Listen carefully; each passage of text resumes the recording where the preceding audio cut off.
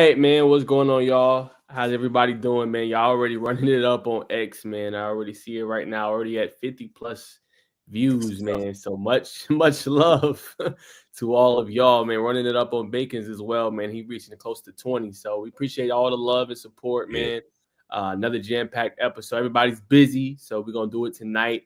I think we're gonna talk a little bit of hoops at the end as well. Just 3 hours a been day. super busy. Yeah, a full day. Yeah, exactly, bro. A full day, man. So it's gonna be a lot of fun with my guy Bacon. Before we get into it, Bacon, how you feeling tonight? I'm good, man. I'm good. We family's facing a little tragedy, man. Grandpa's passed away unexpectedly last Thursday. But just a message to everybody, man. Life ain't gonna always go how you think or how you want it to go, man. But as long as you got a dream and a will to win and you putting in from within, you're gonna get it all in the end. So just keep going, everybody, and happy Thanksgiving.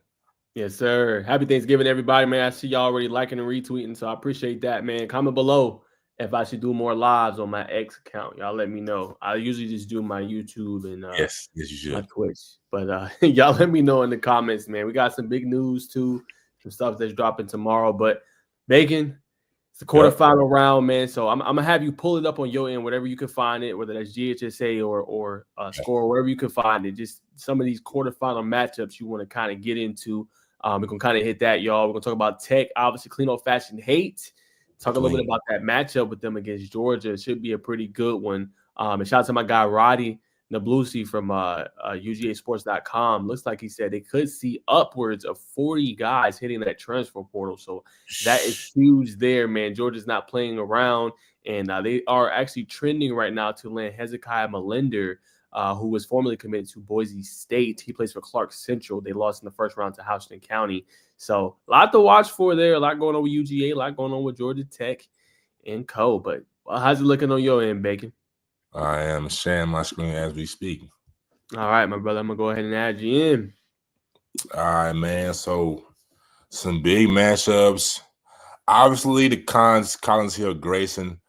I think, man, come on. I hope Grayson doesn't lose to Collins Hill again. Respectfully, I know Collins Hill has some good things going on. Douglas County, West Forsyth. That's more of your expertise in the Forsyth area, the North Georgia area. Carrollton, Hillgrove, people might hype that up, but Carrollton and Hillgrove have been in the same region aside from this for the past 3 or 4 years. It's always been built to ass. Though I know Hillgrove has been doing some things to beat Peachtree Ridge. Peachtree Ridge they got some guys over there, man, especially Darnell Kelly. But they don't really have the weapons necessarily. The offensive line was smaller this year than it was for years in the past. So I think that's Carrollton's game to lose. But I think the most interesting one is North Gwinnett versus Buford, man. And I know you got the scoop about North Gwinnett. You know what I'm saying? Coach's son, man. Can they get it done at Buford? I don't know, man. But we'll start with man. Let's start with Collins Hill Grayson, man. Let me You know hear what you. though? Yeah, I know you want to hear my thought. I'm actually shocked this game was not on TV. I mean, you got the rematch. One of the only teams I believe in Georgia that's beat Grayson this year, if I'm not mistaken. Might be another team, but Grayson's having a phenomenal year, and everybody was like, "Whoa, is Grayson not that good?" Like Grayson had kind of that slow start, and then started to come on. But Collins Hill's a good team, man. They went down there and cold quit and held them to 14 points. Deshaun Brown's having a good year running the football. That defensive front is something for real, and Coach Swig is doing an outstanding job. One of the best young head coaches I think in the state of Georgia, or what he's doing. Deuce Gerald's the 4-star, Cottrell Webb the 4-star. Now it's his top 12. Got Tech in there. He's been phenomenal. And then I like the decision of their quarterback, Makari Cross. He's having a really good year. I feel like he's getting better and better, man, as the year progresses. They can run the ball. They use Deuce Gerald's and sub packages and things like that. So that's been very successful for them and what they've been able to do this year. Really good linebacker in Javion Hatch. And they got a guy at safety that's next up Bacon. Nobody knows about him. But Jeremiah Proctor. If you know Collins Hill football and you plugged in with that program, he's the next guy up in 2026 class. Is going to be one to watch. But for Grayson, this is a revenge game. And you likely got waiting for you Douglas County in the next round. So that's going to be another electric semifinal matchup, I think, potentially as well. But Grayson has a great overall team. Andre Fuller, Tyler Atkinson, Anthony Davis, two of the best linebackers in the country, in my humble opinion. Their safeties are coming along. Riley Hughes had a breakout year. They can run the ball with Joel Bradford. They got a lot of guys that plays really well. No one ever talks about the receiving core, but Jonathan Stafford, Alexander Sanchez, Aiden Taylor. They got guys all over the field. So should be another really intriguing matchup between two really good opponents. Surprised it was not on TV, but I think an elite quarterfinals matchup no one's talking about. Not for sure, man. I mean, I think Langston and Thomas County is going to be a good game. We don't get to see a lot of Thomas County. I disagree. You're right. Big. But yeah, I definitely. Though I would say that I mean, I may rather want to see North Gwinnett versus Buford, man. Another team that has really been showcased. A lot of it's like a team that's just like the little airheads, like the little silver pack. It's like you don't know what flavor is going to be. You open, this is blueberry. There's been a lot of talk about North Gwinnett. We really haven't We really haven't seen them, especially if you didn't go to the Day of Hunter Classic that's hosted every year in the Dome or wherever it's being held at. And Buford, they always talk about Buford. It's just a team that they can only run the ball. Whoop. Not true. With Justin Baker, but they got yesterday's Tech Flip, who's very talented. So who caught a very very exquisite catch in the back of the end zone against Douglas County, as you alluded to yesterday. What's up? Who's the newest Georgia Tech commit? We got Georgia Tech fans watching. We got Georgia Tech fans watching. I just gave them. Huh? Say it in my ear real quiet so they don't hear. Jordan Allen. Jordan Allen for Buford. He's electric. I'm not gonna lie to you. He's a human joystick, man. He's gonna get up and down that field. If I could sum up, he's got a little. I think Malik Rutherford is a very good player comp. That's a great player comp. More speed, kind of maybe considerable to Singleton. He's a speedy receiver, but very shifted, just like Malik. So I think that's a good tweener between those two. But like I said, very electric. But can North Gwinnett, they're a smaller defense, right? Can they withstand against Buford's big, powerful offensive line? That's going to be the question for me. But I think, not to get off topic, because I know we really weren't trying to go here, but I think this is Buford's game to lose. I mean, yeah, we'll see. Buford has a really good football program. I like what Coach Applin is doing. I talked to him earlier today on Georgia High School Sports Daily, and I was impressed with a lot of his answers. Really good front, really good group. And it's just a Buford standard that's different. Like, every guy that goes in there knows their role and knows what they have to do, and you have to buy in to that Buford way if you're going to play for him. And I think we see that. Like, Tyler Green was supposed to be the dynamic back coming in, but he's playing free safety, which he's obviously natural at. He has 5 interceptions this year. So they got a really good group. Another guy that's kind of unnoticed a little bit, has not been talked about a lot, is Jaden Parlati. He's having another really good year as well. But I feel like Buford has a really good overall team, and I feel like they can make the plays, and they got talent over the field. But I like North Gwinnett is actually my pick in 6A. And it's not going to be easy. You got to get through Buford, and you'll have to get through probably Carrollton in the next round. But I like North Gwinnett on all 3 levels. I think they have one of the better front sevens in the state. We look at Braxton Kyle, Cole Funderburg, Jake Godfrey. Their safeties, Malachi Wheaton had 2 interceptions versus Newton, Chandler Jordan. And the reason why I like their defense, Bacon, they held Zion Johnson, who's electric from Newton, to just they held him to 10 points. And he didn't get over a 20-yard run in that game when I talked to the coach. So that makes a big difference when you can hold guys down and you can kind of stop that run. And that's probably what they're going to look to do in this one and try to make Rayola a passer. Not saying he can't. The Nebraska commit is having a phenomenal year, but that'll probably be their game plan going in. But I think they have a phenomenal team, man. And offensively, Tommy Lafayette, he can throw people down. He can run the rock. And then they got the weapons on the outside. No one talks about Eric Ronning, Nicholas Bookman, and they got a good dual threat quarterback. So this team is more complete than people think. And I think it's going to be a great matchup between 2 really stellar Gwinnett County opponents. Nah, that's true. That's true. They do. North Gwinnett defense fires around to the ball, but I have to lean to the side of what I feel my gut says, and also the other experts out there that has Buford ranked in the top 25 every year. Even though they may lose big games, they're always in the top 25, right? But brother, we need to address the elephant in the room, man. You always picking against Carrollton, brother. If there's some beef, we need to air it out, man. We need to be transparent and open to our fans and our supporters just as much as they would like us to be. So if anybody knows me by now, in my 2 years, I love upsets. So like sometimes that hurts me because sometimes I go at I always say emotional effect, but I like to see a good team get knocked off. But then the other side of it is I'll actually like analyze the game and be like, okay, what chances do they have to really upset this team? So I just love a good upset. I feel like Valdosta was going to be that for this year. I called one 2 years ago when Vaughn upset Buford. Everyone looked at me Yeah. crazy, but when I like studied the game and looked at it, it just felt like Walt could go in there and win. But nah, I mean, there's no beef. I mean, all love to Carrollton. I'm just not like everybody else. I just like to give shine to everybody. That's all. And I love a good upset. But much respect to Carrollton. They got dogs all over the field. Dorian Barney, Zealous Hicks, who just reclassified to 2025. Mhm. Kamari Farmer, who I love. That's probably one of my favorite running backs in the game right now. Yeah. Messiah Satterwhite is having a pretty good year as well. That's backing him up. They also got Ryan Mosley, 4-star. I really like his talent and how he can do. AJ McNeil is starting to come on for them, and he's been really having an electric year. And then defensively, CJ Gamble, he's another one that no one talks about. 2026 linebacker Yeah. is having another strong season. So no beef with anything with Carrollton. Just like to show everybody love. But now, I would like to also shout out Kalai Fielder, excuse me, one of the top 2028 linebackers. I mean, not linebackers, offensive lineman. The kid's massive, 6'4", 315 pounds, a sophomore. Already put out his first 5. Ole Miss, the Gators, Syracuse. I like that. I like that ACC program, by the way. Even though I support Tech, I like what coaches got going on up there in New York, Florida State, and Mississippi State. But before we move on to the last game, let's want to talk about Carrollton and here go more in depth.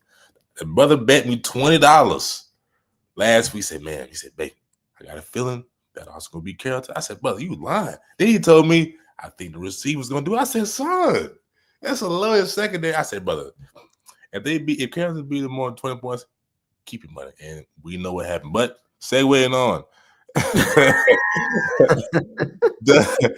Douglas County versus West Forsyth, brother. I'm sure you know. Like I said, you know more about the Forsyth teams than I do. So I think this is Douglas' game to lose. But what's your thoughts? Yeah, West Forsyth's a gritty team. I like what they're doing. They can run the ball with Foster Oris. Maxwell Ravens having a really good year. They have some pretty good receivers as well. Defense is very sound. James McCullough is one of the better, more underrated linebackers we have in the state. I just think that this one is just a talent gap. No disrespect to West Forsyth. They have a phenomenal program. It's just Douglas County. I mean, trying to stop those guys for 4 quarters of Marcus Lindley, keeping tame with obviously Aaron Gregory, Devin Carter, how good that front is. That's just a lot to ask through 4 quarters. So West Side is a great team. I just think this is not the best matchup in the quarterfinal round for them. Most definitely, man. Definitely gonna be one to kind of watch, see what happens. But this definitely should go to Douglas County. We're gonna switch over to 5A. 5A, we got Coffee Sequoia. Coffee won it last year, I believe, with a big running back. Thomas County Central versus Hughes, which will be aired on WBTV. No, excuse me, GPB, excuse me. Sprayberry versus Lee County. Impressive comeback win against Noonan last week. My hometown team was down 7-0 to start and just touchdown after touchdown after touchdown. Scored 5 unanswered touchdowns to win the game. And last but not least, Milton versus Houston County, which to me, aside from Thomas County versus Lansing Hughes, is the most entertaining matchup. So we'll definitely start with a banger. Milton versus Houston County, brother. What do you think? You think AJ's got a chance to win? I mean, whenever you got that guy as your quarterback, you have a chance in any game. I mean, just got to be 100% honest. Now, Milton is one of the best teams in the country. They're number 2 overall. Max Preps, I think, ESPN. So they have a good group, good offensive line, which was kind of an area you looked at. Oh, okay, this could be a weakness for them, but it's looked great all year. So credit to their big guys, Braden Jacobs, some of the offensive linemen having a great year. TJ Lester, underrated running back from Milton. He's having a phenomenal year. No one's talking about enough. What he's been able to do, 1,000 yards rushing, I think close to 20 touchdowns. He's been phenomenal. And then obviously on the outside, Ethan Barbour, Tristan Payne, and CJ Wiley, all 3 elite receivers in my humble opinion. Yes. And then defensively, one of the best linebacking corps no one talks about, right? Hayden Tumania and AJ Benton, right? And then they get after it with their corners, Tyler Redmond, and obviously Dylan Lewis, and then they have Makai Jones on the back end. So it's going to be an interesting chess match to see if Antoine Hill can make those. Not that he can, he definitely can make big throws, but how open can those receivers get? Like Isaiah Mitchell's having another great year as well, 1,600 yards receiving. But besides him, who else can win on the outside? What if they do double coverage to his side? What if they, kind of zone him up? What's the answer? And obviously they can run the ball too. But that's going to be kind of the chess match. How much success can they have against their DBs and corners? That's true. Just to give y'all an update, TJ Lester has 1,100 all-purpose yards, 1,037 rushing yards on 148 carries, 16 total touchdowns, 71 receiving yards, 4 through the air, and like I said, 17 complete touchdowns. Definitely a running back who needs some more love. So if y'all know any college coaches that's well connected in this business, man, definitely go hit coach up, man. TJ Lester is somebody that needs some more shine. So what's your score prediction, brother? I'm gonna go Milton. Milton wins 38-24. 38-24, respectable. I'll go 38-27. I'll give him a field goal. Next primetime matchup: Langston Hughes versus Thomas Cope. Yeah, that one. I mean, Thomas kind of got one of the best offenses in the state. I mean, they're averaging a lot of points. Same with Lee County down there against Sprayberry. They lead the playoffs right now. Lee County does with I think 54.3 points per game. But I mean, if you're not careful, Thomas County Central will put it on you. But they're not. I don't think they face the defense yet like Hughes and what they can do in affecting the passer. With Kanan Edwards, obviously Quavion Pitts.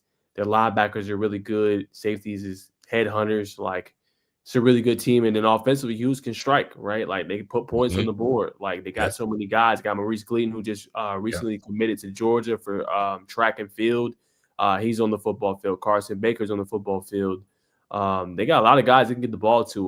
Krishawn Sellers, and then it's coached by Coach Brown, like Coach Stephen Brown. Like he does a great job, and you can see kind of the difference in how good these guys are. Jabari Jones is another one. Excuse me. He also just gets the ball out in space and is dangerous. Had 2 rushing touchdowns in their win last week over Roswell. Like they got a lot of weapons too, so it's going to be intriguing. It could be a shootout.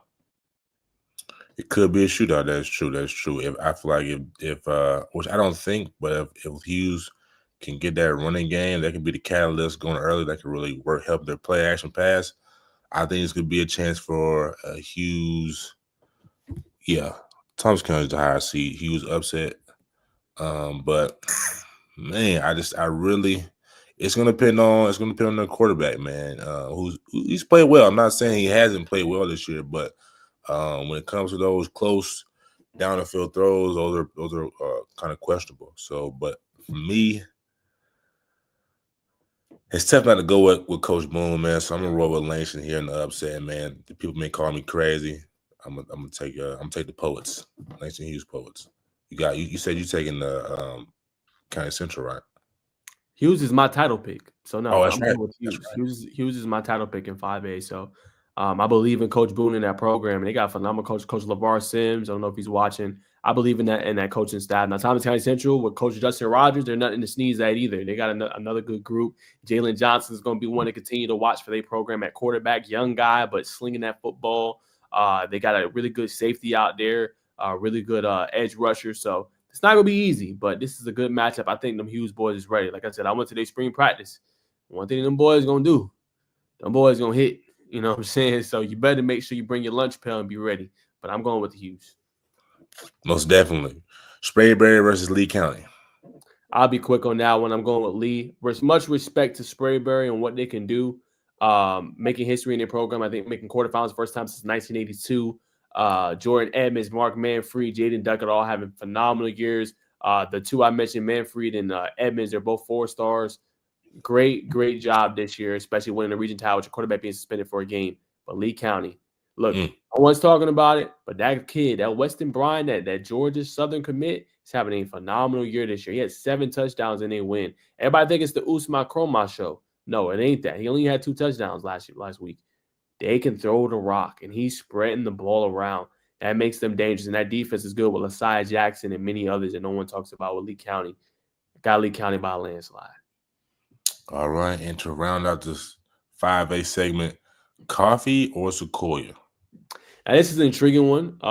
You definitely got to study a little bit if you're going to know a lot about Sequoia and obviously Coffee. Coffee likes to run the ball with Tyrese will get. He's having a good year, over 1,000 yards rushing this year. He's been phenomenal. And then you look at Sequoia, what can they do? Same thing. Will Rejecki just picked up a Georgia Southern offer. He runs the rock. He's having his best season as a pro.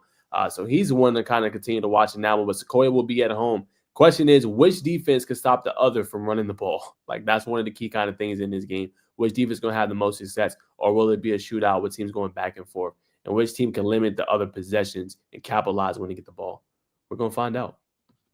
We're gonna find out Friday sharp, 7:30, ladies and gentlemen. All right, we're gonna transition to oh, foray. Little glitch right there. Am I wilding, brother? Oh, I'm sorry, I am wilding. All right, 4A. Let's see. We got East Side versus Creekside. That is Creekside. It's a heck of a matchup. East Heck side, of a Creek match. side.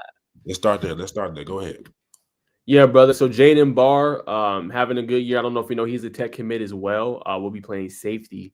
Will be interesting to see kind of his playing time as well with Georgia Tech going forward next year. But another electric guy had like 6, 7 touchdowns, I think, in that game. They barely lost to North Oconee. But this team can play, man. They got a really good defense. Christian Gase, who's a Tennessee commit, has been having a good year. Leads them in tackles so far. So it's going to be interesting. I think you got physical against physical, right? Creekside, same thing. They no different than Langston Hughes. That team wants to be physical. They want to come at you. And Caden Right. Benson is a Region 4, 4A player of the year. So he's Mhm. gotten better. He's throwing the ball. They still got Dylan Vickerson, who's a Western Kentucky commit recently. So got to watch out for him. You probably want to double him. And Creekside got a lot of speed, man. When anything that Creekside has, they got speed. They can run the ball traditionally, and they get after you with rushing the passer, man. So which team can make the stops? Eastside has a lot of athletes. Creekside got the speed. No, 100%. East Side, they beat Perry 21-10. I believe you brought up Dylan Vickerson, Creekside. That's definitely going to be a matchup to watch. That connection between Benson and him is going to be definitely going to be a tandem to watch. And also, a funny story, I went to a Western Kentucky flag football trip. Very cold, probably the coldest weather I've ever been in, man. So the mountains up there are no joke. But I want to move on to an interesting matchup. You got Marist, the team of the triple option, versus Cambridge. That's a lot of hidden gems on Cambridge. So, Mr. Wilkins, what's your thoughts? Hey, man, you got Batman and Robin, as I like to call them, man. One of the most underrated receiving cores, man, in the state. No one talks about them. I think they both going to blow up. Craig Dandridge is starting to kind of blow up a little bit. Gotten 2 offers, Northern Alabama and Georgia State, I believe it was recently. I think Hudson Cochera is next in line, right? He's going to try to get that speed down to a 4.4, runs a 4.6 now. Watch the hell out. Once he hits that, I think he's going to blow up 100%. He's a guy that can get in and out of the slot, the cuts, can run any route in the route tree. And you look at Craig Dandridge, he can get down the field, man, make big time catches over the middle. He can be a red zone threat, and then they can run the rock, man. Tyler Blaylock's having a good year, had 2 touchdowns, over 100 yards rushing in their recent win. He's been electric this year. Weston Taylor, no one's talking about, is having a phenomenal year. And I'll say, like my boy Craig said, they could be a sleeping giant over the next few seasons. They got an offensive guru at the helm. You know what I'm saying? So I don't know against Marist. Again, what Cambridge's offense is not the problem. I'm worried about the defense in this one, right? Obviously against Cedartown, big win for them. That was electric, but the defense gave up 44 points. All right. Big win against Central Carrollton. Credit to them. That's another electric offense, helped them to 22 points. So shout out to defense there. But Marist, it's only one thing Marist going to do. With Coach Allen Chadwick, they're going to run that rock. They're going to take your possessions away. You know what I'm saying? And they're going to bleed the clock pretty much. You know what I'm saying? They're going to run it and be more physical than you. That is Marist football. That's what it's been under Coach Chadwick. And they're going to run that triple option, and you're going to have to find a way to stop it. And you're going to have to be eye disciplined. The good thing for Cambridge is that they've seen that already this year when they played Cedartown in the first round. So it's a similar type offense, but kind of run schematically a little bit different. We will see. I put my money on Marist, but I think that offense will still pop off. Yeah, I agree. I got Marist. I got them going all the way to the championship game, losing against Cartersville.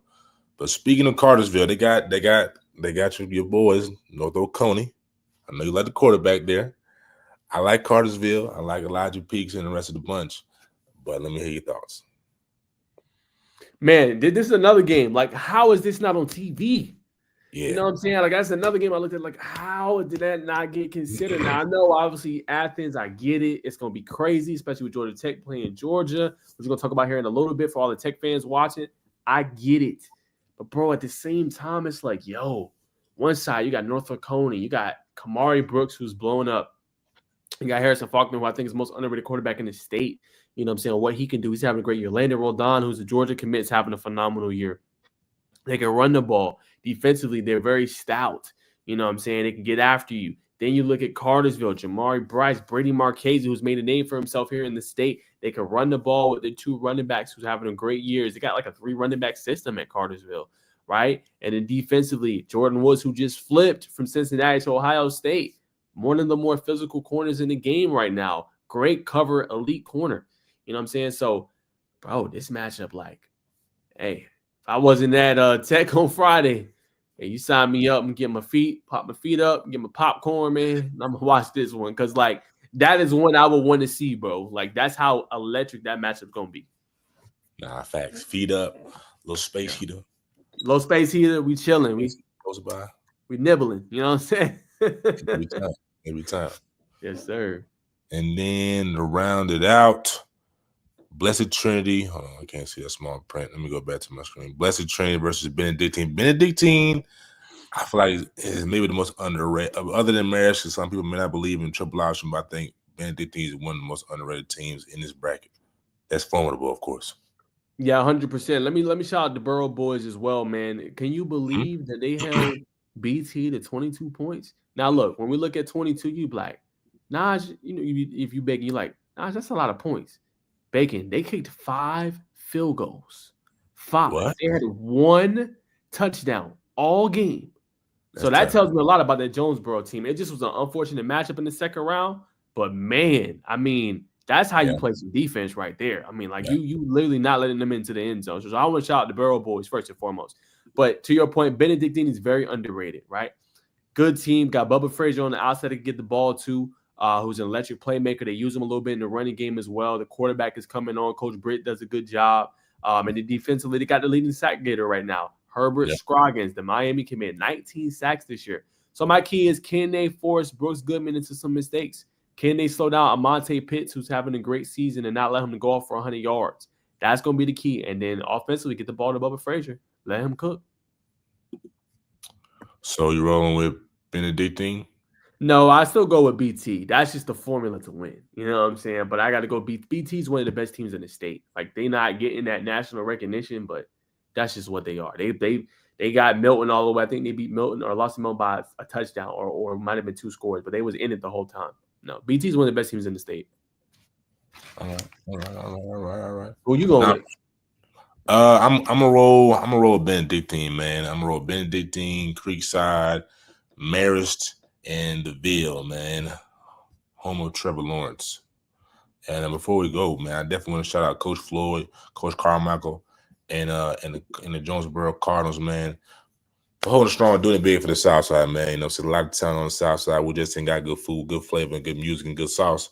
We also got athletes and the academics to back it up. So definitely, coaches, definitely tap into the young men and the coaches on the South Side. But with that being said, we will move on to 3A, man. Them young men in Fayetteville, they let me down and lost at the Grange, man. Last week, talking about Sandy Creek, if you don't know, I was talking to one of the coaches, man. It is this was a tough year, man. Defense, a lot of head down, a lot of gagging per in practice. There was a lot of how we got this. We beat them the first time last year, but what the players underestimated is Coach Napier. You know what I'm saying? They gonna keep a good bunch of guys who's gonna listen, who's gonna run in unison to the ball, play their gap scheme, real discipline, and they're just gonna travel and play hard-nosed football. And that's what the Grange did, and they upset those boys, so they're moving on. So brother, starting out with Grange versus North Hall. I don't know too much about North Hall. I've been hearing little whispers every now and again, but I'm hearing they're a talented group. So what's your insight? Yeah, they got I think it was a game winner last week. Smith McGarvey had threw one right before time expired. Nearly was picked, but he was able to kind of loft it right over the defending corner's shoulders, and it was a touchdown. So shout out to them, man. Pretty good team. Quarterback starting to come on and make more noise. It will be tough, man, because you got to have an answer for Malachi Renderfan. He won Georgia High School Football Daily Player of the Week. Ran for I think over 200 yards in that game, so they're gonna feed him. That's kind of their formula right now. Feed him the rock and let him cook. So North Hall defensively has to have an answer for that. Offensively, they could definitely make plays, but defensively, can you slow down Renderfan is the question. So you're going with North Hall. North Hall. I'm going with LaGrange. Going with LaGrange. Excuse me. Yes. All right. All right. Now we're going to move on to Jefferson versus Cherokee Bluff. I know I've liked Jefferson all year. I think they're a talented bunch, but I do not know much about Cherokee Bluff. They having one of their best seasons. They made the quarterfinals for the first time in their history last week. After they defeated their opponent Luella. So shout out to them. They played earlier. They're in the same region actually, and Jefferson beat them pretty good last time. But as you know, it's tough to beat a team twice. Jefferson felt that they lost to Oconee County earlier this year, and he went back and, as you can see, beat them in the playoffs. So it'll be tough for Jefferson, but I think they got one of the better teams. You look at Gavin Markey and what he can do on the gridiron. He leads them in rushing. He throws the ball well. They got Hemp Hill. Red Hemp Hill is having a good year defensively. They got Max Brown, who's the brother of Sammy, who's having a great season as well. I think Jefferson just has a little bit too much. Cherokee Bluff's been great this year. Just the level of competition I've been a little bit about, what I'm saying, with them. But I think they meet their match when they play Jefferson again. All right, Stevenson down the bottom right. Stevenson or Southeast Bullock. That's Bullock County. That sounds like South Georgia. Yeah, that's probably like one of the rare teams. You probably didn't think they would go this far. For Southeast Bullock, probably one of the more surprising teams in this one. But hey, give them credit. Give credit for what they've been able to do this year, man, and being able to control the games. But I'm going with Stevenson, man. What Coach Rock is doing, that defensive front with KJ Green. They got a couple of dogs down there that nobody talks about. I think they make a nice run. I think they beat Southeast Bullock and make it to the semis. And they'll play the winner of Peach and Calhoun, which will be tough. But I think they will come out on top. Most definitely. Some of those guys you're definitely inquiring about is Sergio Mason, big defensive tackle, 6'2", 260. Then you got Amari Green, 2026. Both of 2026, by the way, 6'4", 195 defensive ends. Are definitely some names you want to know about. That's definitely going to be making some plays this upcoming Friday. They're at the bottom of the bracket is at home, right? Home field advantage, correct? I believe so. I think it's I think bottom, yep. So they got a long road trip down there to Savannah. So hopefully Coach will have, I know they had those young men ready, but that long bus drive could definitely do something to those legs. Hope they got the guns and the rollers ready. But we're going to segue on to Peach County versus Calhoun. Big time matchup. We know Calhoun is known for their big time football historically. And Peach County has made a lot of buzz this season. Yeah, Peach County is really good. They got DJ Hudson that a lot of people don't talk about. Very underrated quarterback. He's the reason why they're so good. Marquise Westbrook, who was formerly of Warner Robins, made the state championship game like 5 years in a row when he was there. They got one of the better coaching staffs in the state. I think no one talks about. And they're having a good year, man. I think Peach County is on a collision course to get the state championship. Calhoun got that true freshman that's really good, Trace Hawkins, who's continuing to get better and better and better. But I think it's going to be tough, man. Now, Calhoun's played a tough schedule, but I think Peach County is going to have a little too much for them. But they lost narrowly to Cartersville. That's always a big matchup every year. 100%. All right. 2A. Right. Do you want to do all classifications? It's up to you. I was just trying to get the top ones. We can. It's up to you. We'll after this we'll go to private and then we'll segue on. Rockmart versus Morgan County. Morgan County beat Sumter County 36-30. Very narrow victory. Morgan County, where are you at? Well, Morgan County is in there. No. Morgan County beat Sumter and Rockmart beat Westside 37-30. So close victories. 1 point differential in between two games. I like Rockmart here, but what do you think? Yeah, Rockmart has a good team. Morgan County, they got a receiver that's really good, man. I think his name is Jaden Elder, if I'm not mistaken. It's going to be really interesting because Rockmart's another team that plays really stellar competition early in the year, man. I don't know. That one for me is a toss-up. Two really elite teams. One that can run the heck out of the ball. One that's more of a passing team in Morgan County. I don't know. That's a tough one, man. I'm going to say toss-up for me. Okay. Two really good teams. So we're going neutral there. Yeah, I'm going neutral. Let's go. Let's go Stevens County. Stevens County versus Paulding County. Stevens County, they're around the big dance last year, weren't they? Yeah, I think they got around close to this level. I think they lost second round. They got Javin Gordon, who's having another good year. Got really good defensive front. One of the better ones. Appleton County has Duke Johnson having another good year. Beat Carver, but a team that likes to run the ball. A team that can, pretty much throttle you down, man. If your front's not good enough, you're gonna get exposed. And they pretty much lean on him a lot. I think he had close to 20 touchdowns this year. And then defensively, same kind of thing, man. They like to come downhill, bring blitzes, bring pressures, and kind of fluster your quarterback, man. So Stevens County, I mean, if you then try to limit possessions, run the ball with Javin, and then when it's there, take your shots. All right. Going down to the south side, Carver Columbus versus Pierce County. That is the best matchup in 2A. That's the best The matchup. I like best. Carver. Another one, I know people don't want to drive down to Columbus, but Carver got a squad, yo. They got Tristan Givens, they got Matthew Mungin, KJ Miles. Like, that team is good. I hope for them they're able to get past. Pierce County won it all last year. I don't know if you remember Bacon. I think it went to like a 3 overtime game and ended up winning. So that team is battle tested. Caden McGath is having another good year. Hopefully his recruiting is doing well. They're gonna run the ball with him. You know what I'm saying? They're going to slow the game down, man. But two really good teams, man, and one of the best matchups I think we have this upcoming week. Nah, definitely. See, the last time Carver went to state, it was when Elijah Pritchard was there a couple years back. Had a spectacular game against Cedartown, went down to the wire. I think it won going for 2. I can't remember the name of the quarterback's name, but he ran behind offensive tackles at Alabama, Elijah Pritchard, and it was just my first ever big time high school football game when I first started covering it. And man, just the culture down there is different, man. I just it's hard not to like Carver Columbus, no matter who you are. Like I said, so I'm seconding your emotion and going with Carver Columbus. And for the last game of 2A, excuse me, Thompson versus Burke County. Yeah, I'm gonna go with Burke County in that one. Bacon, another team that's very battle tested. They played stellar competition, 11-1 this year, having a phenomenal year. Like, they've played Benedictine. They lost that one, unfortunately, pretty good. But Northside Warren Robins, Warren County. You know what I'm saying? They played Thompson this year and beat them earlier in their region. So this is a region kind of rematch. Beat them 47-35 this year. Amir Williams is the name to know there, Bacon. 1,449 yards rushing and 27 touchdowns. He's been great this year. So they're going to have an answer for him. And then they could throw it too. Vandiver is having a good year, 16 touchdowns, 1,600 yards passing. But I'm going to lean to Burke County. All right. There it is, ladies and gentlemen. If you want us to go back and get 1A and A and AA, and let us know in the comments. I think we got about 400 people watching this right now, so definitely hit us up. But we're going to segue and move on to Class A private ball.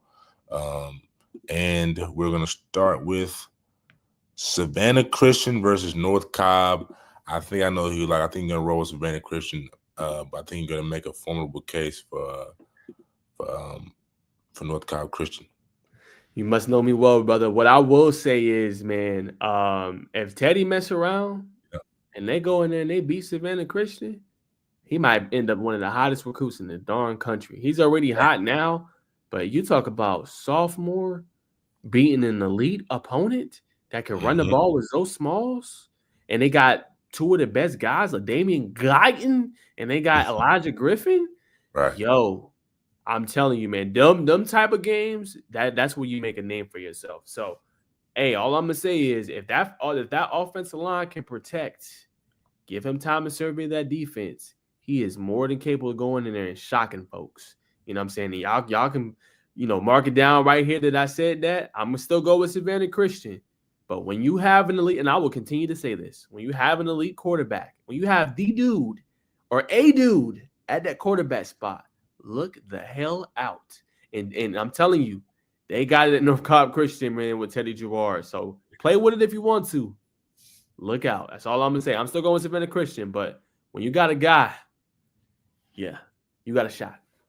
Nah, for sure. No, if they win this matchup, I'm gonna need the whole student body not to call him Teddy Gerard, but call him Teddy Pendergrass. He's smooth. You know what I mean? But last week they beat Historically, program was known for winning. Whitfield Academy blew them out 40-6. I know this is probably a down year for Whitfield Academy, but nonetheless, they have been formidable per the records. But we will move on to Prince Ave versus Calvary Day. Calvary Day is the home school of Mr. Blackshear, who's committed to East. Blackshear still committed to Georgia, right? There's a lot Nah, of I flip haven't heard stuff. nothing new. All right, still committed to UGA. That's going to be a big one.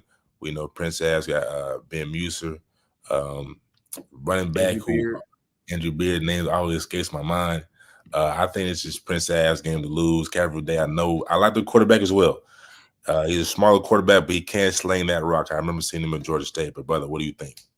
Yeah, it's going to be an emotional game for Calvary Day. The quarterback is going to step down at the end of the year. He's retiring. So I What? don't know, man. That emotional edge. Yeah, head coach Mark Stroud. Oh, he's the quarterback. He's I stepping lost. down. Nah, coach. So it's going to be interesting. They might play with a little bit of different edge. When you look at Prince Ave in the kind of buildup of their group, everybody's coming back, right? Hudson Hill, C.J. Dockery, Beard, Right. Muser. Only guy they really losing is a couple guys up front. They'll lose Christian Garrett, obviously, who's going off the Tech. But a lot Yep. of the guys that return, also they senior linebackers having a great year as well. They'll lose. But I don't know, man. I like Prince Ave. I like Coach Vandegrift. He's one of the best coaches as well. It's just tough, man. I mean, playing the Calvary Day team, but they got so much on the line. They want to win this for their coach. So you're taking Prince Ave. I'm gonna go Prince Ave. All right, but I think you made the right decision here, man. Man, what is we're gonna go to Hebron Christian versus St. Aquinas. I think that's where Bo Walker goes to school, but I'm trying to Raven Gap. Raven Gap. Okay, that's what it is. Okay.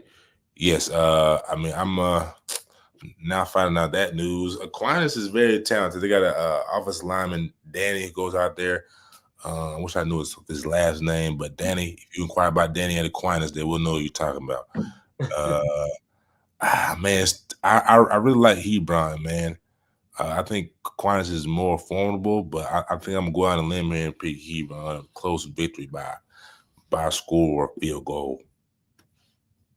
No, that's a good pick, man. I mean, Aquinas is having a good year. Big win for them. Their quarterback, Jim Franklin's having a good year. Nearly 2,000 yards passing, 16 touchdowns for him. They can run it as well. Franklin is heavily involved in the running game, leads them in rushing with 681 yards. They got Rose on the outside with 964 yards, receiving 11 touchdowns. But they're facing a really good defense, man, with Hebron Christian, with Carrington Coombs, Seekin John, Garrett Kemp. They got guys all over the field, man. So I would put the edge to Hebron Christian with just the fact that their offense is struggling, which is rare. It's not really common with Thomas Stallworth and Devon Caldwell, but their defense can make stops when they need it the most. So I'm going to go with Hebron. Okay. I don't feel out of place anymore. Last team in the bunch, Wesleyan versus Fellowship Christian. I'm gonna go Fellowship. Really good team. I love their program. I love the AD David Laurie. Shout out to him for all and helping me out and everything, man. With some of they big time guys allowing me to be there. Evan Haynes, Yep. Josh Petty, CJ Givers, who's a really dynamic running back we have here in the state. No one talks about enough. They got dudes all over the field, man. That's a really good team. And I'm gonna go with Fellowship. I like Wesleyan. I like Ben Brown, what he's doing this year. Another quarterback that slept on, that's having a phenomenal year. But I give the edge to Fellowship. I can concur. So I mean, now that I haven't seen any comments pop up that are our GHSA football moment there. So I'm saying by the docket, because I've been looking at these brackets, man. Where are we going next, my friend? All right, man. For the ones that's tuned in, man, let's turn y'all up, man. It's time to turn y'all up. Let's talk about some Georgia Tech football, man. That's all we got for the high school. Those are the quarterfinal matchups. We didn't hit Class A 1 and Class A Division 2. But if y'all want us to hit that next time, y'all let us know. You know what I'm saying? We'll be back next week, same time, right? 7:15, same time. But let's go ahead and talk about some Tech Georgia, which a lot of y'all Georgia Tech fans came for. All right, this is a big game. I think too what's important is that for Tech, they are going to have they got to decide what they're going to do as far as Philo, if he's going to be able to get that red shirt or not. It's a key game. I think Key said in a press conference, though, they decided that at the end of the year. So it's a little bit going on there But I think it just comes down to when we look at this Tech matchup, and let me go ahead and pull up a graphic so the artists can see Yeah, via GT. You know what I'm saying? So awesome, man. y'all just have to see our faces. You know what I'm saying? If Miss Uh, Lee, Miss Nancy's watching, we love y'all. We appreciate y'all all the love y'all show to us, and tell all your other friends to tap into. buddy, they are tapped in. Trust me. Miss Nancy is doing it. You know what I'm saying? But as you guys see, this is the game graphic via GT football, Georgia Tech football. Make sure y'all follow them as well. Make sure y'all follow us because we cover them well on Sports Illustrated. But yeah, shout out to all the fans, man. We love y'all. We appreciate all the support. We're gonna keep giving y'all this dope content on your Yellow Jackets. They continue to make a push, man, and they're gonna have an elite team next year. Y'all see what y'all want. Ask Bacon before we actually talk about this matchup. Ask Bacon, how high have I been on Georgia Tech and for how long? Go I'm let like, me know. man, Nas been talking about Tech like a wino talks about liquor. You know what I'm saying? He's drunk. He's like 2 years ago. He said, man, Georgia Tech, they're on the rise. I said, and I know they got some things going on. I said, because in my mind, I have, I've been tapping to take football really until last year and this year. I said, but I still running triple option now, then, man. No disrespect. But now I'm woke. I'm here now. I understand we got a lot of good things going. We got Coach Key at the helm, calling plays. You know what I'm saying? We got Coach Santucci up there running things on the defensive side. We got Coach Peoples and Coach Pope. They're heavy in the trenches. I was at their desk and I seen a lot of good things I like to see, other than the Sage, Coach. But no, I mean, now I've just been a hound on the Yellow Jackets for a while now, and it's safe to say that I put both my feet on the other side of that line. And I'm a rambling wreck from Georgia Tech. Hey, there you go. There you have it. So as y'all know, man, I've been high on them for a minute, man, and I'm still high on them. And I think next year they take the big step to that elite conversation as a program. And y'all call me crazy. You know what I'm saying? Like, oh, well, you just a fanboy. I'm not. I am a Miami fan at heart. Okay. I just knew they was gonna lose to Tech. Tech just has the makers to make you upset. All right. But they're gonna be an elite program next year. Say what you want, argue with your mama. I'm just telling y'all, they're gonna be an elite program next year. But in this matchup, and we was talking about Aaron Philo and his health. Not Philo, but Haynes King, and if Philo would play or not. So he's getting better and better from what I've heard with Haynes King. But it matters how effective he can be because you're not going to beat Georgia with him being one dimensional and only being able to run the ball. Now he's great at it, but you cannot do that every play. How good is his arm? He has the AC shoulder joint sprain. Can he throw? I'm not sure. I haven't been to the practices this week because I've been working my main job, but that's the key. And then if you run a 2 QB system, can Philo continue to be effective throwing the ball? He has been. He's been making big plays, and he showed you that he could run the ball as well. Obviously, with those 2 big runs at the end of the game. But that's one of my keys for I throw to you, Bacon, looking at this game. They got to make sure that they are able to throw that ball because you got to have big plays against Georgia. Georgia is top like 20 in like multiple categories: scoring defense, third down conversion percentage. This is a top ranked team. Now, again, I know Georgia fans will say, well, look, we look terrible against UMass. I understand. I get it. But, bro, at the same time, you know what I'm saying? This is still a top unit. That was an aberration to me. I mean, they ran for 220 plus yards, you know what I'm saying, against Georgia. That's not common, you know what I'm saying? But this is a really good defense. Yes, that's a really good defense. Michael Williams, big time part. We talked about Columbia's earlier. He's been banged up, but this is a rivalry game that's going to invoke different type of emotions. Malachi Stark, who we seeing kind of playing more towards the line, really embodying that star position, not just playing back there in safety. We're seeing a lot of 17 and the freshman, true freshman KJ Bolden making some plays back there. Linebacker, excuse me, y'all, Jalon Walker. He's been nothing shit, big time man at the linebacker position. I believe he's got like 3 sacks, 3.5 sacks. Mm-hmm. Is it third team in tackles, something like that.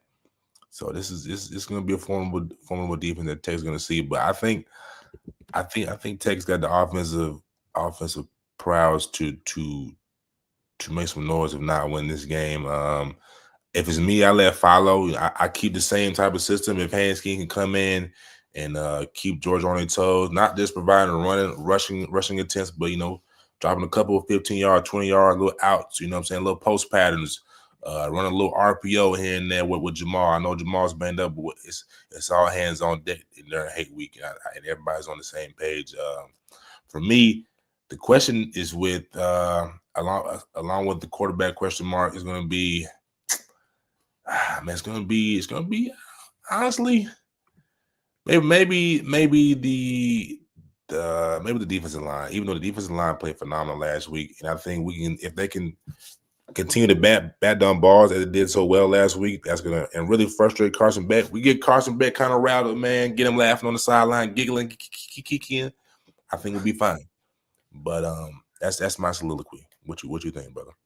Yeah, I mean, I 100% agree with you, and got some comments here. I appreciate y'all tuning into the YouTube, man. Make sure y'all continue to drop them comments. We'll say actually drop some questions as well, for us, please. But no, I mean, I agree. They're gonna have to find a way. But the thing is, with Carson Beck, he's been playing some of his best football lately. Like, go look at the Tennessee game. Go look at the last one against UMass. You can say what you want about competition, but he's starting to figure it out. You know what I'm saying? And he's Carson Beck is playing like the Carson Beck we thought he was going to be coming into the season.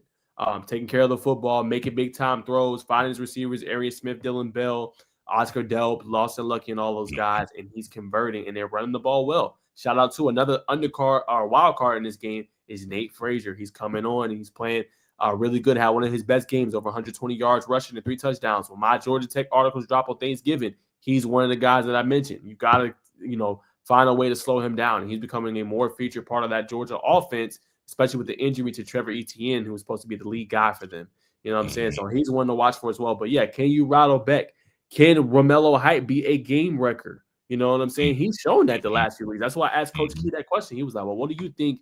How do you think? He's been playing. What do you think I'm going to say?" And that's why I asked him because I think he's the one that's been playing really elite over the past few weeks, and had that strip sack fumble against Miami, recovered by Jordan Vandenberg, that set up that first down run or first down.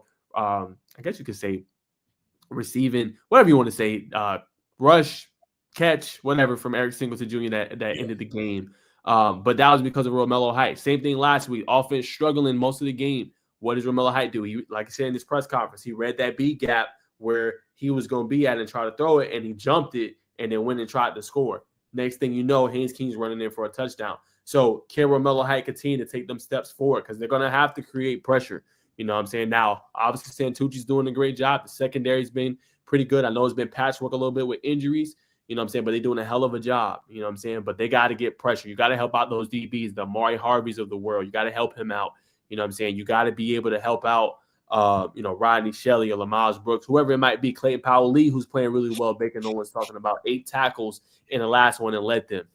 That stuff is going to be important, you know what I'm saying? So I'm curious to see, though. But like you said, to your point, Bacon, they got to get pressure on Beck and make him turn over the ball. Nah, facts. I wanted to see more from Oscar Delp, only 3 touchdowns on the season, but that's not the reason why I wanted to bring that up. But I really want to ask you about Amari, man. It's every time I see him play, it's big pass deflections, deep downfield, having to run. I feel like, man, I'm not gonna say he's cream of the crop in terms of upper echelon of DBs, but he ain't far off, brother. I think he's right there. Now, I'm not going to sit here and say that he's one of the best DBs in the game, but I'll say when you look at ACC and you're looking at some of the top cover corners, he deserves to be in that conversation. I really think so. But what the performance he's having this year, I think he's like 4th or 5th in tackles this year. He wraps up really well. He's not the biggest guy, but he covers very well. He's not too handsy. He's physical at the top of the route and knows how to play the football.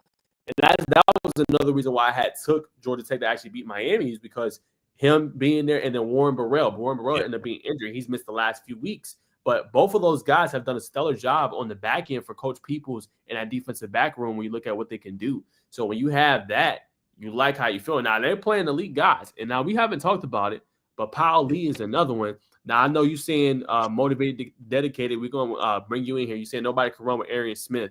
Look, they faced Xavier Restrepo. That's one of the best receivers, regardless of conference. Okay, they faced some elite guys and they've held their own. You know what I'm saying? So that's something to watch for as well. Now, no disrespect to Georgia.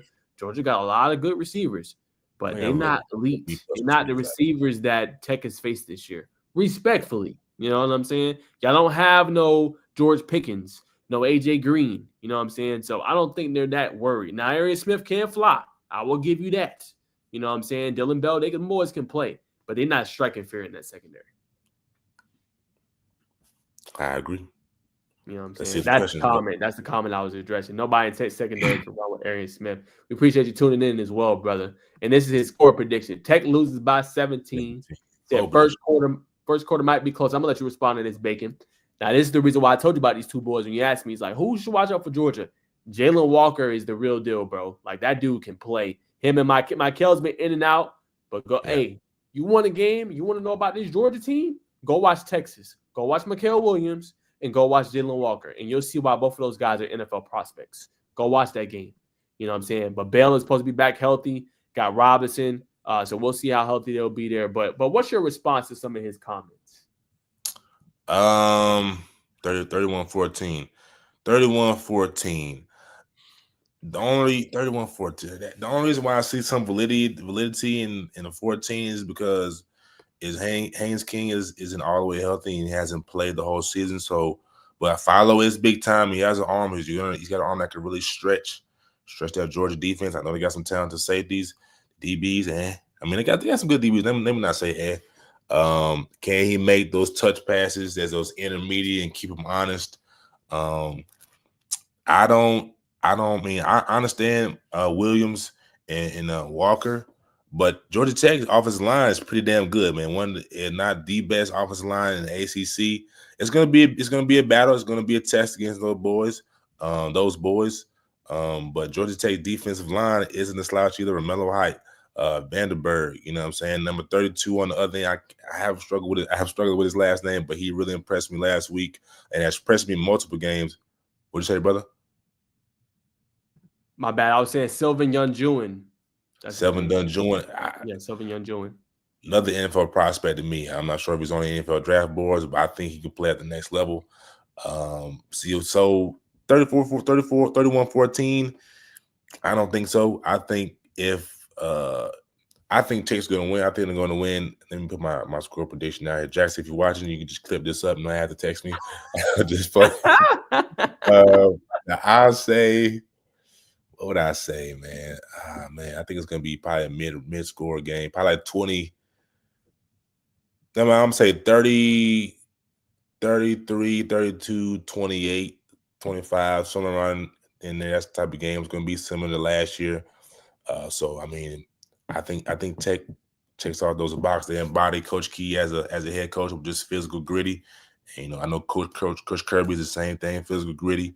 He's gonna be in that lab probably all day tomorrow, all day Thanksgiving. He probably gonna be at home. He's gonna be at his office watching film, getting prepared. Man, that's just the type of guy Kirby is. Real dedicated to his craft. But I mean, those are all formidable comments, sir. It looked like you're a Marine, so I say thank you for your service. But this is why we tighten up our chin strap, put in our mouthpiece, and put our cleat on one foot at a time. Very true. Another update too for Georgia. I'm sure y'all noticed, especially if you're following Brooks Austin. But Kobe Young is back. He's just returned to practice. So that is a major update here from Brooks Austin. One of the better reporters here in the state, as far as when it comes to covering UGA football. Him, Ratty, or what he's able to do. Jeremy Johnson, obviously, and Dawes HQ and everything that they're able to do. Bruce Recruiting, and several others. Dog Nation's another one. But yeah, he will be back as well for Georgia in that matchup. So I did want to point that out. 100%. Sir, but do you have any more keys, as we have a big audience watching, any more keys to that matchup between Georgia and Georgia Tech that you want to hit on? I mean, I think another key is probably just gonna be Jamal Haynes. How much can he give? If he can give 80 yards or more, I like Tech. That's my X factor, Jamal Haynes. The receivers are gonna do what they do. And so I think to me is if they can run the ball efficiently. So you can book it. Jamal gets 85 or more yards. You can pencil in Tech for the dub. Put it on your parlays. You provide the picks if you're a sports gambler. I don't. But if you do, you can take my word for it. I will say too, Bacon, usually like when he's running really well and just as a team, when they like hit that over 150 or close to 200 yards, they're practically unbeatable. Like, and that's what it's been this year for Tech. Like when they can run that rock, they just tough to beat, man, because then they control the game. You know what I'm saying? They can beat up on you and then they just, they take over. So that's been another key point. And also, a lot of people don't notice another key stat for Tech. They're giving up the second least sacks in the NCAA, only 5 this year. So that just talks about the offensive line. Sometimes it's not the best in run blocking and things like that, but when they running that rock and they over 100 plus and 150, they tough to beat. Facts. In addition to that, man, I've never been to a UGA game, and especially when they play Tech. But Tech fans, y'all can pack that out as much as y'all can. I know Georgia fans, they probably been sitting on their tickets since last year. But if y'all can really show up and make the Yellow Jackets feel at home, away from home, then and kind of rattle Carson Beck. Y'all rattle Carson Beck? Bucket. With Jamal ain't gotta have 85, bro. Give me a cool 50, we out of there. 100%, man. But yeah, y'all. I hope y'all enjoyed that. Over 500 plus viewers, man. We appreciate y'all tuning in, man. Honestly, and watching this Georgia Tech Georgia preview, man. It's been a lot of fun, a lot of good comments in here. Thank you, Motivated, Dedicated, also for tuning in. I think you're probably easily a Georgia fan, so we appreciate you, brother. We don't have no hatred. I know it's clean old fashioned hate, but we don't have no hatred for Georgia fans, man. It's all love at the end of the day, man. We just appreciate you tuning in and supporting. So definitely means a lot, man. But anything else you want to hit far as Georgia Tech? And I know we're going to talk just a little bit about hoops before we get out of here. Nah, that's all I got, man. All right, man. So we got some major hoop news, man. I'm gonna turn it over to Bacon. He's kind of the hoops guru in here. I do know a little bit. I know enough to hold my own. I know enough about Tech and what they got going on. But what were some major results, man? UConn drops their second game. They lost to Colorado today, 73-72. Coach Hurley the last few days has been pissed. Not liking the officiating, not liking the non-calls. They're struggling. I think it's because they're kind of a younger team. I think this team is going to go through some woes this year. And could be, no disrespect, it could be unranked a little bit for some time and then get back into it. I just think they're going to go through a little bit of things while they try to figure it out. But Kentucky's looking formidable.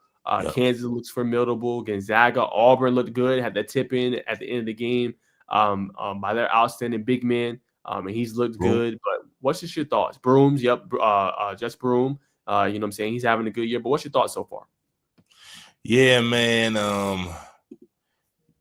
You said UConn, man. I mean, silence went off to me when they lost. I mean, shout out to Coach Penny at Memphis. You know what I'm saying? He's been building a program there through his ups and downs or whatever you want to say.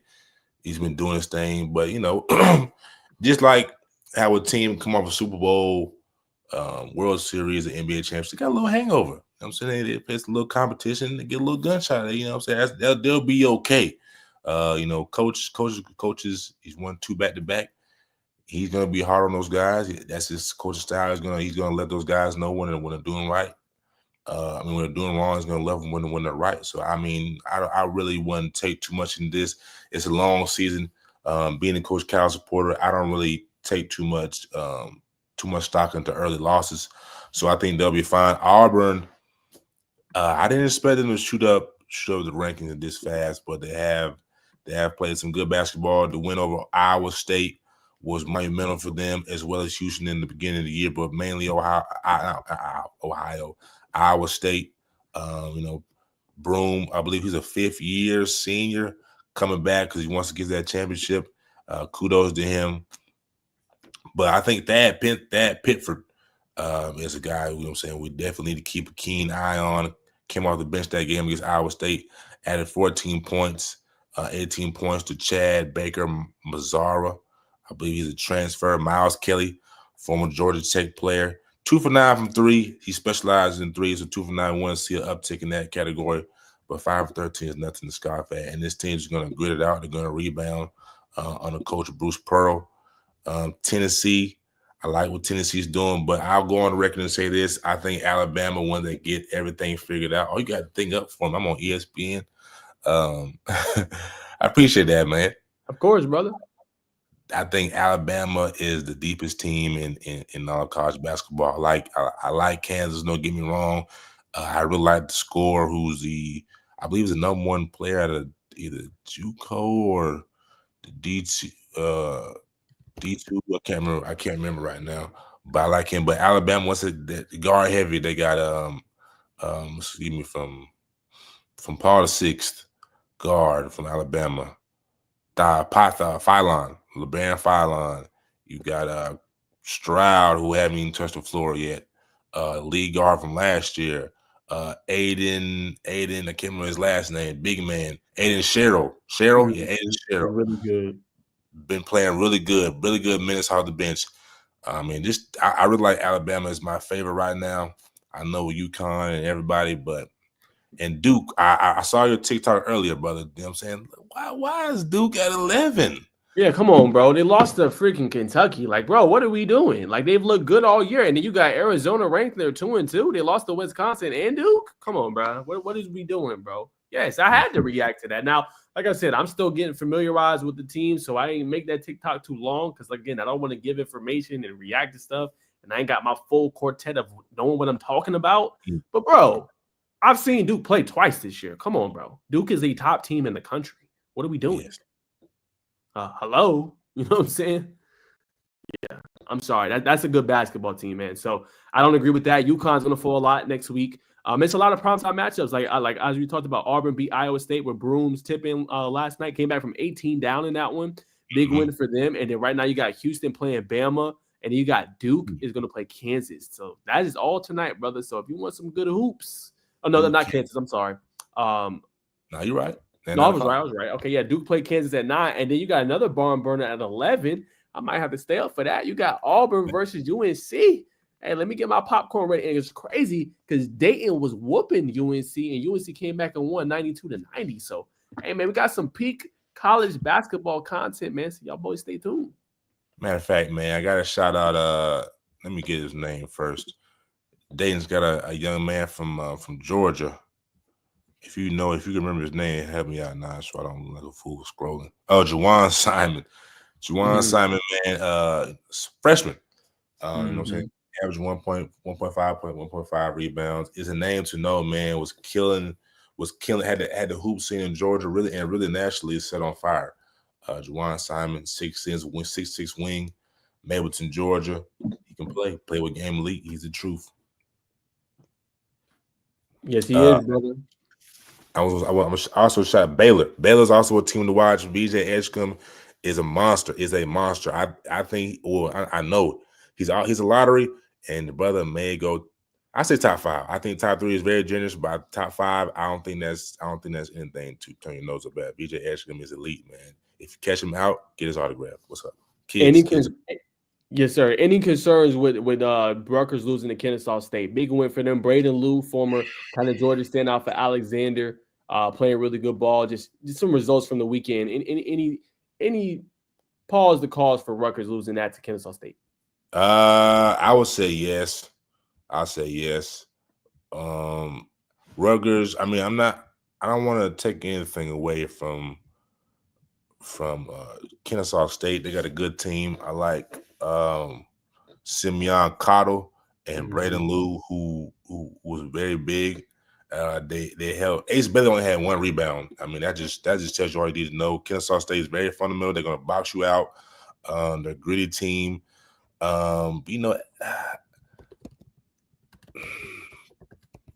Harper, he led the Scarlet Trojans. Not Scarlet Trojans. We're just gonna say Rutgers right now. He led them in scoring. I think for this team to go right, Ace Bailey's gonna have to be. He's gonna have to be that leading scorer most games. Not taking anything away from Dylan, but when Ace Bailey's going, I just think it opens everything up. I think when Harper's running the offensive show, it makes it more of a traditional.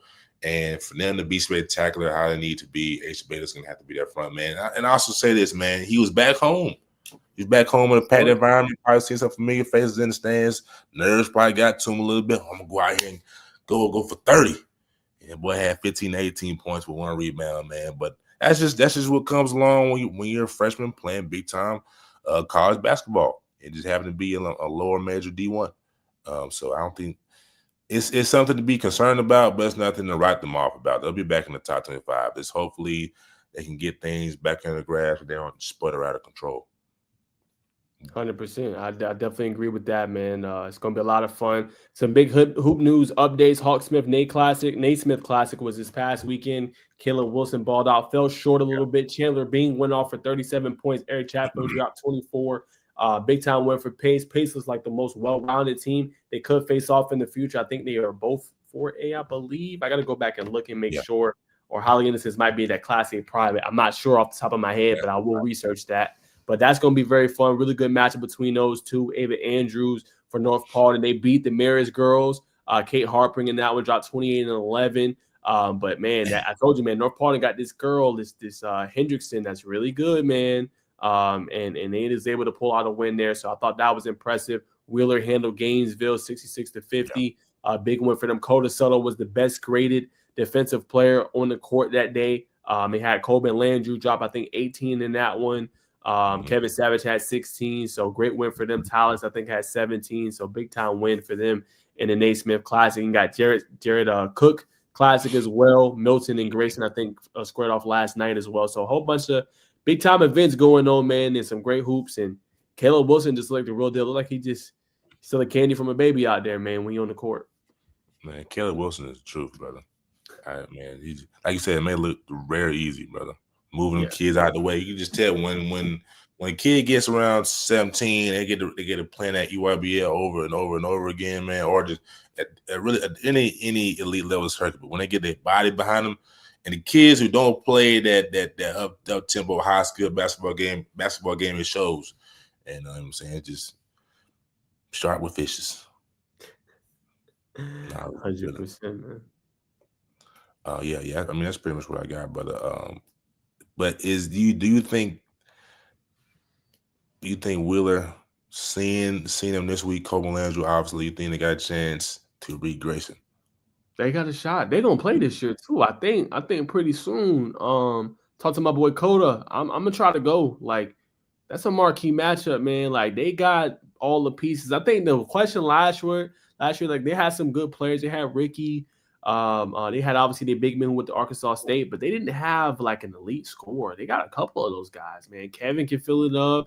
Tallis, when he's on, and he's difficult to stop in the paint. Colbin, you know what I'm saying? And then you just got a quintessential point guard that's a two-way stud. Like, when you look at what Coda can do, like, dude is bigger, elite, got taller. Like, they got a squad, man. So, Grayson is formidable. I think he like 6'1". No, I think he like 6'2" now.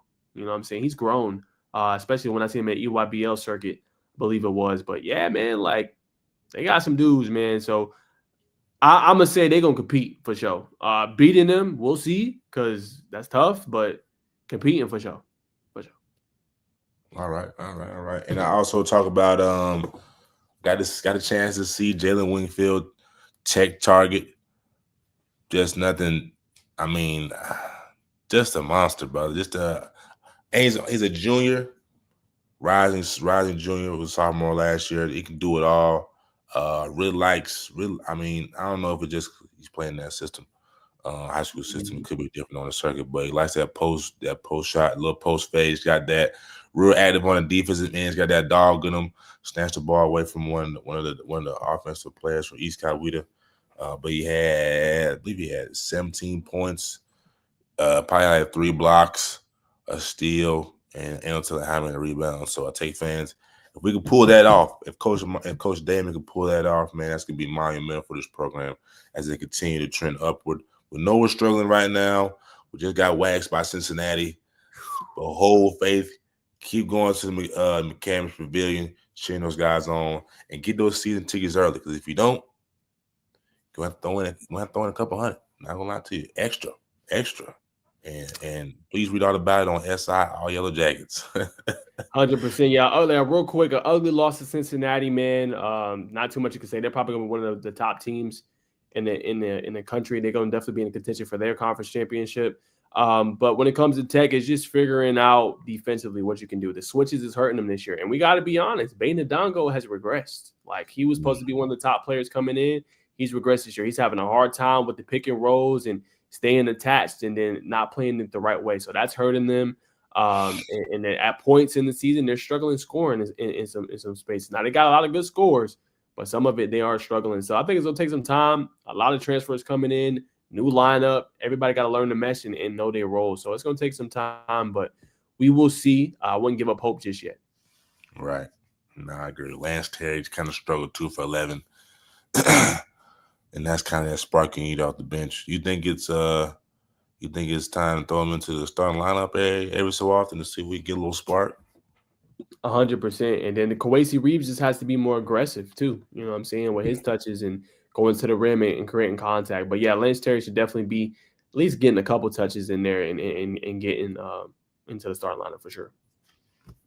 100%, man. I agree with you. The ladies have been more spectacular for the Yellow Jackets thus far into the season, man. Just That's upset Oregon. just upset Oregon. I did not know that, brother. Go ahead and enlighten us. Yeah, they just beat Oregon. They won the turn. I think it's Tournament of Champions. I think I gotta get the name, but I did see an alert across. They did beat a pretty good Oregon team. Went I think undefeated in that tournament, and they're making some noise, man. They look like the real deal. They're meshing well, and they're really having a good season, man. So Tech girls, hey man, I know the boys ain't playing too well, but the girls ain't playing. No, you're right. Freshman. Yep, Daniel Carnegie, she's having a good year. Having a sensational year, probably freshman of the year. Zoisha Smith has been doing her thing. Tony Morgan, I like her game as well. Will we see the other freshmen come off the bench? Got a comment here. If King can throw, it's close. If Philo is the only quarterback, then it could get ugly if we can't protect him. 100%. I agree with you, man. If King can throw, it's definitely close. That's gonna be something, especially they run a double quarterback set, and it's there like they don't know what's gonna happen. That's gonna force that Georgia defense probably to play more at home instead of sell out to, I guess, pin their ears back more, run more. I know they kind of. I was talking to Naj earlier. They run more of a multiple type of defense. They send like a little cover 3 blitz, mixing a little man blitz, man here there. But I think it's gonna make them the DBs linebackers more at home with their reads. So definitely, but I think the offensive line is gonna do. I know they had some low moments early on in the season, but I think they're going to be fine. I think they're going to be decent. I think they're going to be decent. Yeah. 100%. Appreciate you tuning in. That's G-Ton Top 88. We appreciate you, man. Some more major news tomorrow too, so make sure you stay tuned. That's all I will say. But major news is coming tomorrow for the Yellow Jackets. Stay tapped in. That's all I will say. I like that, brother. So like you said, the Lady Jackets undefeated at 6-0. Beating the ranked Oregon Ducks who are 21th in the nation. They won't see their next ranked opponent till December. Near Christmas time, they will be in Chapel Hill playing the Tar Heels, and then two games after that, Nebraska is still in it. They're top 25 right now at 25. They'll see them, but I like the girls, man. I think they're definitely a tournament team. Obviously 6-0. I just like they got a good bunch. Good mix of girls, you know what I'm saying? They can shoot, they can rebound, and they got a freshman who's going to take some pressure off the upperclassmen to score the basketball. So they check our boxes for me. 100%, man. But yeah, man, let's make it something else. And this is a good comment here. Thank you, G-Ton Top 88.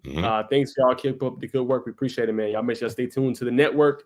Y'all stay tuned to Najee Work on all platforms, man. We have great news. But unless you got something else, Bacon, I think that's going to wrap us up. I mean, we did not talk about the elephant in the college football world of Travis Hunter not being nominated for the Jim Thorpe Award, man. Yeah, I think a lot of it, Travis is getting a little bit of slight. Everybody's talking about the Heisman. They say, oh, it's a popularity contest. Look, man, what he's doing is special. Y'all looking at rankings. This kid plays both sides of the ball for darn near every snap. He definitely deserves to be in the Jim Thorpe conversation. Even Deion made a comment about it. I understand. I know it's Colorado. I know y'all feel like they talk a lot and the persona that they have, but the kid is special. We have not seen that in college football. A couple snaps here and there, but every single play, look, man, he deserves his flowers. That's why, like I said, it's going to be important for them to win. College rankings just came out. I'll do a reaction video here in a second, but Colorado is now 25. So they're going to have to get some help, try to get into the tournament. That's his best chance, I think, to try to get in that conversation. But I think it's unfortunate for him that he did not get in that finalist conversation. Definitely deserves it. But I don't know what they were thinking. Nah, you're right, brother. I think Deion, our good friend Duke Scoop said it best, man. Shout out to Duke for everything he's doing, man. But yeah, it's a shame. It's a shame. But are we surprised? A little bit. But with that being said, I mean, I don't have anything, brother. I seen some trending things by Dame, but I didn't click on it. But I said we can wrap up, man. I think we get people think we gave him a good show today. I think we did too. Last one, and we out of here. Any thoughts on what Dabo said about revenue sharing? Will most powerful teams have the same money to distribute? Did not see what Dabo said today, unfortunately, but I will look it up for you, my friend, for being a loyal supporter and see what he said on revenue sharing. But I'll tell you what, man, Clemson better get it together because they're losing recruits, and I'm not saying you got to pay them what's his name just made, what Bryce Underwood just made, the 10 mil, but man, you got to at least try, dog.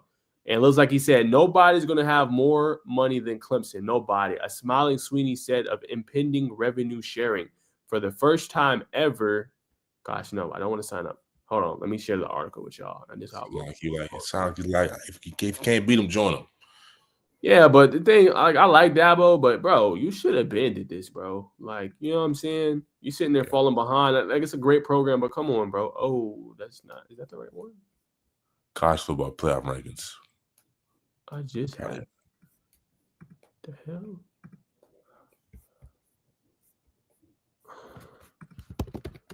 Sorry, Here it is. No, I wasn't tripping. So here it is, y'all. It says nobody's going to have more money than Clemson. Nobody. Smiley Sweeney said of impending revenue sharing. First time ever, that'll be good. And obviously talks about Clemson's path forward. He pushed back on the notion he was against paying players in the past, went viral in 2014 for his comments about professionalizing college football. Spoke positively about revenue sharing, which he believes would benefit the Tigers as the sports landscape continues to shift. Pending final approval of the House settlement, athletic departments can opt into sharing 22% of revenue with players as early as next year, which will come out to $20.5 million cap per school. We've always had the money at Clemson. We just haven't been able to share it, Sweeney said, and now we can. So to your comment, I think it's very intriguing. And it's good. Like, Clemson needs this. No disrespect. Like, they are a very prominent college and organization, and it's good that Dabo said that. Now it's just distributed. So now you're going to get a $20 million market cap, might as well say, and you're just not going to be able to put hella in one position. Like, you've seen what the top quarterback just went for. Now, I don't think Clemson is going to do that, but nonetheless, you're going to have to pick and choose guys. You might have to get a quarterback on $1 million, $2 million salary and build the rest of your team. You know what I'm saying? So it's tough, but I think it's going to help them because then you can tell these guys, okay, hey, we're going to bring you in. This is what we're going to give you, instead of, okay, we don't do NIL at all. We don't believe in revenue sharing at all. And we're just going to develop players, and it is what it is. You're hurting your product. You're hurting your team. Now, they've had a good year this year. They lost a head scratcher to Louisville, obviously, and lost to Georgia, but I think it's going to help their program. And it's good. I think it will be. I think it's going to depend, G-Ton top 88. It's going to depend on how much revenue those programs are coming in. I give you one more. I don't know if you're a Tech fan or not. I feel like you are, but I don't know if you are. That was one of the reasons why, you think about this, why Tech, and a lot of fans were against it. But that's the reason why they moved that game, the Clean Old Fashioned Hate, next year to the Dome. They're getting paid $10 million just to do that. That's where you start seeing the differences. You know what I'm saying, bro? Like that's, and I think he is a Tech fan because he said yes. That's when you start seeing the differences, though. You know what I'm saying? When you doing moves like that, you are trying to be competitive. You know what I'm saying? You are trying to put your team to win. And I think revenue sharing is going to help these programs because it's not going to only be NIL. NIL will be kind of a supplemental thing for them. And I think that revenue sharing will help them a lot. So then where that comes from, that revenue sharing, how many of you guys are attending the games, right? Mm-hmm. How much you're pouring into the athletic programs, you know what I'm saying? Are you donating to Full Steam Ahead in their initiative? Like, those are going to be the things where you start to see this program doing more and being able to share revenue across the board. So all that's going to kind of matter for programs. Will it be the same at everyone? No. You know what I'm saying? Most Power 4 will probably be around the same spectrum. Georgia's probably going to make more money. Bama is. Texas, when you look at the football landscape. Basketball, Kentucky's, the Dukes, the North Carolinas of the world, you're going to probably see. But those other programs that struggle a little bit, probably going to hurt a little bit. But you're going to have to convince some guys, and you might have to go into some 3-stars and other guys and convince them to come and then build it up. So it's going to be interesting.